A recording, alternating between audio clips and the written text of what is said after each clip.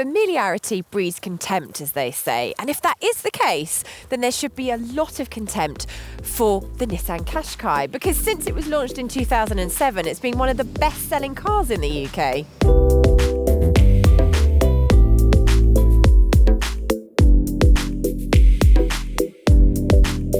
Of course, what that really means is the Nissan Qashqai hits a sweet spot for value for money, attractive popular SUV styling, and practical everyday family capabilities. But even the biggest fans of the Qashqai won't pretend it's always been an exciting car. But in 2021, the third generation came along and Nissan attempted to address that, zhuzhing up the car with all sorts of exciting creases and styling flourishes, such as these zigzaggy headlights. That's a tick box for funky looks then. What about everything else? Well, in the cabin, it looks smart enough, and we've got some squidgy materials, if you like that kind of thing, and this tablet-style infotainment system definitely makes it look very smart in here indeed. We've also got physical dials for the stereo and the climate control, which, by the way, is dual zone even in this mid-spec model.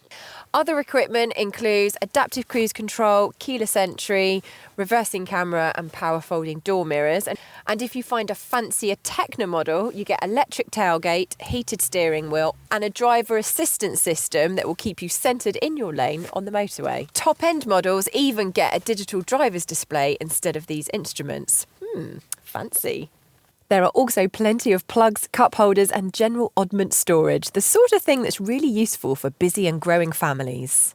One thing that disappoints slightly is the infotainment system itself. The graphics are not great. However, if you go for a newer Qashqai or a higher trim model, then you get a better infotainment system overall and a larger screen.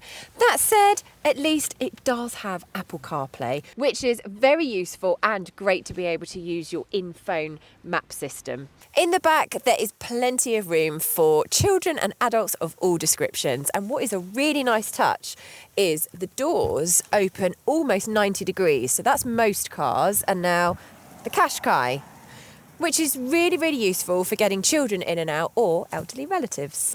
Depending on the trim level, you'll get between 479 and 504 litres of boot space, which is plenty big enough for 5'4.5" me. But it is not class leading because most of its rivals have bigger boots. The Skoda Karoq offers more space, as does the Hyundai Tucson, Kia Sportage, Peugeot 3008 and Seat Ateca.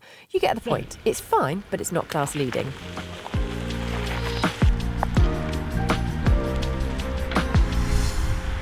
There are no diesel options for this generation of Qashqai, and the 1.3 litre turbocharged petrol is not exactly going to blow you away. However, it does come with mild hybrid technology and is reasonably economical.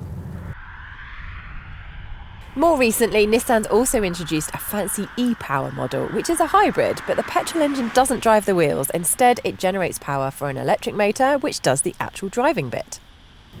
Sounds weird, and it is, but it kind of works. But it's not as economical as we'd hoped. So if you fancy sticking to the ordinary petrols, that wouldn't necessarily be a bad thing.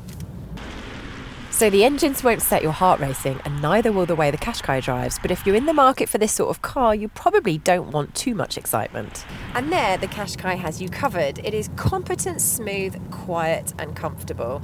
And it doesn't lean too much in the corners either. So the car sickness prone amongst you will find it perfectly adequate, if not brilliant.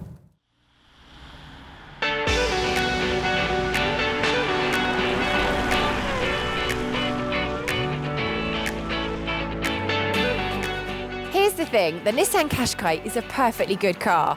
It's smart looking, pleasant enough to drive, plenty of gadgets to play with and is reasonably well built. It just doesn't excel in one particular area. But that's all right because there's plenty of them for sale at used motor dealers such as Motorpoint, and when you're done with it, it'll probably be easy to sell because people like them. So in that light, the boot space probably isn't really anything to worry about.